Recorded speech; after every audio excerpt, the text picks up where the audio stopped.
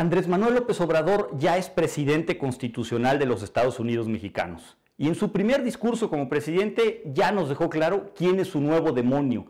Primero fue el innombrable, hace algunos años. Después fue la mafia del poder. Ahora es el neoliberalismo. ¿Pero qué es el neoliberalismo? En este video vamos a dar cuenta de cómo López Obrador nos quiere dar gato por liebre con eso del neoliberalismo.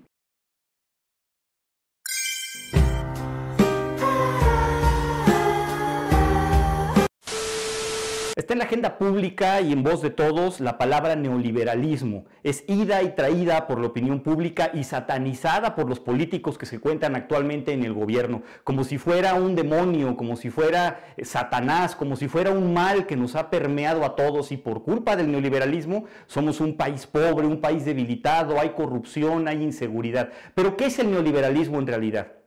El neoliberalismo es el renacer del liberalismo clásico, que vino en los años 80 con Ronald Reagan en los Estados Unidos y con Margaret Thatcher en el Reino Unido.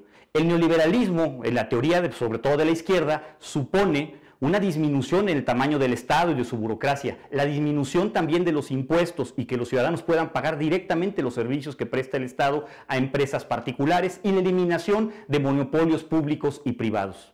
¿En México existe o ha existido el neoliberalismo? Mire usted, según un estudio que mide libertades económicas y sociales, México ocupa el lugar número 88 en una lista de 159 países en libertad económica. Es decir, que tenemos muy pobres derechos de propiedad, nulo respeto a la propiedad privada. Tenemos muy poca libertad económica de intercambiar bienes y servicios, una cantidad impresionante de regulaciones y de trabas burocráticas para emprender negocios, por ejemplo.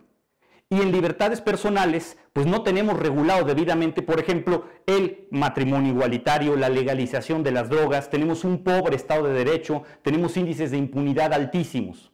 Sumando estas dos libertades, las libertades personales con las económicas, nos da un promedio de que estamos en el lugar 77 de 159 países a nivel mundial en libertad humana. Diría yo, ¿cuál neoliberalismo? México no es un país neoliberal, México es un país no liberal.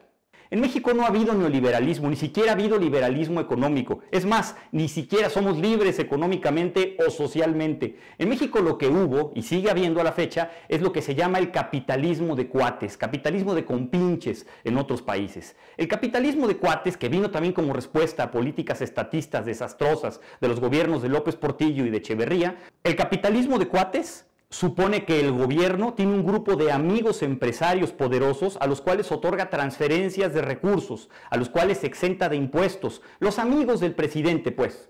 Andrés Manuel López Obrador ha insistido en que el poder económico debe estar completamente desvinculado del poder político. Y tiene toda la razón, porque precisamente esto es el capitalismo de cuates. Pero mire usted esta imagen.